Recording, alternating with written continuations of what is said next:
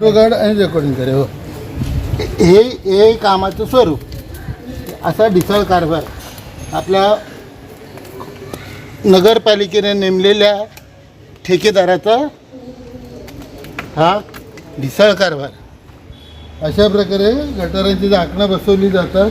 ठेकेदारावर कारवाई करा, त्याला ब्लॅकलिस्टेड करा म्हणून आम्ही त्यांच्याकडे लिखित तक्रारी करतो.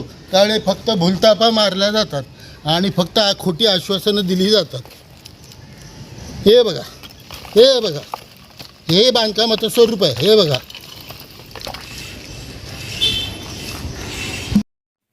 दोस्तों नमस्कार. दोस्तों वसुंधरा शहर महानगर पालिका क्षेत्र में भ्रष्टाचार को लेकर कई बार आरोप लगते रहे हैं, आवाजें उठती रही है. ऐसा ही एक भ्रष्टाचार का मामला अभी हाल ही में सामने आया, जहां नालासोपारा प्रभाग समिति ई क्षेत्र में चाणक्य नगर में हाल ही में गटर पर लगाए गए ढक्कन को लेकर उसमें भ्रष्टाचार के आरोप लगाए जा रहे हैं. आप देख सकते हैं विजुअल में, आपको दिखाई दे रहा है किस तरह से गटर के जो ढक्कन है उन पे किस तरह की अनियमितताएं दिखाई दे रही है. इसका खुलासा किया है नालासोपारा के एक सामाजिक कार्यकर्ता दीपक बेलोसे ने. उन्होंने इसका खुलासा करते हुए बताया कि किस तरह से ये जो ढक्कन, गटर के ढक्कन लगाए गए हैं, इनके नीचे बेहद हल्का और घटिया किस्म का काम किया गया, उनका ऐसा आरोप है. इस वीडियो में वो खुलासा कर रहे हैं. उन्होंने इस बारे में महानगर पालिका प्रभाग समिति ई के अधिकारी से तक बातचीत की और उनका एक कहना है कि उसके बावजूद कोई कार्यवाही महानगर पालिका अधिकारी द्वारा नहीं की गई. अब देखना है कि महानगर पालिका में इस समय बहुजन विकास आघाड़ी की सत्ता है और बहुजन विकास आघाड़ी क्या इस तरह से चल रही अनियमितताओं पर उन अधिकारियों के खिलाफ कार्यवाही करेगी. साथ ही साथ अगर बहुजन विकास आघाड़ी जो सत्ता में है कुछ कार्यवाही नहीं करती है, तब क्या विपक्ष इस मुद्दे को उठाएगी और इस तरह से जनता की हो रही पैसे की बर्बादी को रोका जाएगा. देखिए वीडियो में आगे क्या कुछ कहना है दीपक बेलोसे का और क्या कुछ उनका पूरा खुलासा है. वीडियो को अंत तक जरूर देखना और आप अंदाजा लगा पाएंगे कि किस तरह से ये कार्यभार वसई विरार में चल रहा है. फिलहाल इस वीडियो में इतना ही.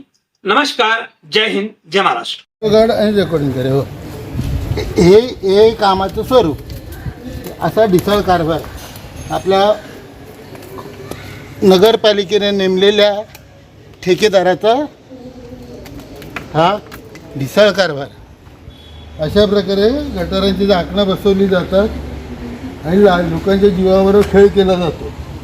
आम्ही टॅक्सपेअर, आमच्या पैशाचं पूर्ण वाटोळं केलं जातं आणि मलाही खाल्ली जाते. ह्या साध्या पेनने उकरलं, ह्या साध्या पेनने जरी उकरलं तरी पूर्ण प्लास्टर निघून जातं. म्हणजे काय क्वालिटीचं माल मटेरियल वापरलं आणि काय दर्जाचं काम केलं हे आपल्याला दिसून येतं. अशा प्रकारे लोकांच्या टॅक्सपेअरच्या पैशाचं वाटोळं केलं जातं. आता पुढील काही झाकणं तुम्हाला हे सगळे क्रॅक गेले, हे सगळे क्रॅक केलेले. हे काय मटेरियल यूज करतं, हे काय टिकणार आहे आणि किती टिकणार आहे. इथे क्रॅक आहे, इथे क्रॅक आहे, इथे क्रॅक आहे. सगळ्या तुटपट्टीचा कारभार आहे. हे बघ, हे बघा कशा प्रकारचे काम केलं ते दिसून येतं. याचा व्हिडिओ घ्या. हे बघा, ते पूर्ण निघाले. हे गेलंय काम. हे सिमेंट रेती वापरले. हे बघा, एका ठिकाणी जरी काही गडबड असेल तर आपण समजू शकतो, पण सगळ्या ठिकाणी असा ढिसाळ कारभार केलेला आहे आणि अशा प्रकारचं मटेरियल लावलेलं आहे. काही जोर ताकद न वापरता फक्त या पेनाच्या सहाय्याने पूर्ण मटेरियल उद्ध्वस्त होते.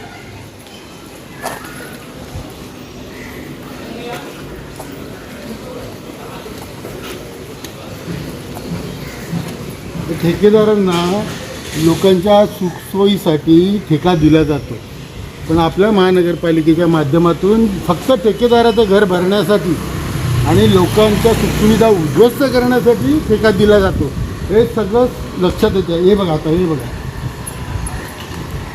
आता याच्यात एखादा टू व्हीलरवाला किंवा एखादा पोरात खेता बॉल गेला, काय गेला, काय होणार. हे बघा, या फळकुटावर हे सगळं, हे बघा, हे बघा, हे बघा, हे फक्त असं काम करतात. हे बघा, आणि फोटो काढून नगरपालिकेला सादर करतात आणि आपले पैसे वसूल करतात. याच्यामध्ये महानगरपालिकेचे जे अधिकारी आहेत, बांधकाम विभागाचे ज्यांना आपण इंजिनियर म्हणतो ते सुद्धा सामील आहेत. कारण की त्यांचं सगळं अप्रुव्हल, पेमेंट सिस्टम सगळ्या प्रत्येकाचा कट ठेवलेला आहे. आणि त्यांच्यावर जेव्हा आम्ही या ठेकेदारावर कारवाई करा, त्याला ब्लॅकलिस्टेड करा म्हणून आम्ही त्यांच्याकडे लिखित तक्रारी करतो, त्यावेळी फक्त भुलतापा मारल्या जातात आणि फक्त खोटी आश्वासनं दिली जातात. हे बघा हे बांधकामाचं स्वरूप आहे. हे बघा, आपल्या वसई विरार महानगरपालिकेच्या प्रभागामधील अधिकारी श्री आयरे यांची वैयक्तिक भेट घेऊन या सर्व झाकणांच्या कामाबद्दल त्यांना पूर्णपणे त्याची कल्पना दिली.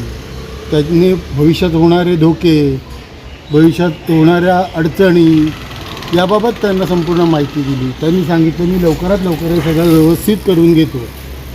आज त्या गोष्टीला 5 दिवस झाले आणि आज मी 5व्या दिवशी, आज दिनांक 1 एप्रिल आणि दुपारी आता 2:15 झाले.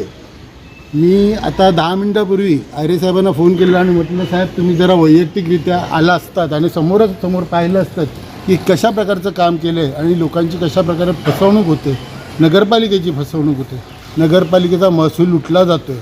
आणि हा सर्व लुटलेला महसूल असा का चोरीचा पैसा फक्त एका ठेकेदाराच्या घरात जातो आणि लोकांची इथे होते फसवणूक. आता माझं एकच मागणं आहे नगरपालिकेच्या अधिकाऱ्यांना की हा सर्व प्रकारामुळे जर भविष्यात एखादा अपघात घडला, एखादा कुणाच्या जीवितास त्रास झाला, कुणाचा हातपाय मोडला, तर त्याची जबाबदारी ही नगरपालिकेचे जे बांधकाम विभागाचे अधिकारी आहेत त्यांची असेल. तसेच ती ठेकेदाराची पण जबाबदारी असेल. सदर प्रकरणी तातडीने ठेकेदाराला त्वरित निष्कासित करून त्याला काळ्या यादीत त्याचा समाविष्ट करावा अशी माझी प्रमुख मागणी आहे. आणि जर हे त्यांनी योग्य कारवाई करून जर येथील जनतेला न्याय दिला नाही तर मग या प्रकरणाचा सोक्षमोक्ष माननीय उच्च न्यायालय मुंबई यांच्यासमोरच लावावा लागेल. आणि जे नगरपालिकेचे अधिकारी आहेत त्यांच्यावर सुद्धा मी गुन्हा दाखल करायला लावणार की जाणीवपूर्वक कर्तव्यात कसूर करणे आणि लोकांची फसवणूक करणे या आरोपाखाली. धन्यवाद. हमारे चैनल सैफ न्यूज़ लाइव पर अपने व्यापार और सेवा से संबंधित विज्ञापन प्रसारण हेतु दिए गए मोबाइल नंबर पर संपर्क करें.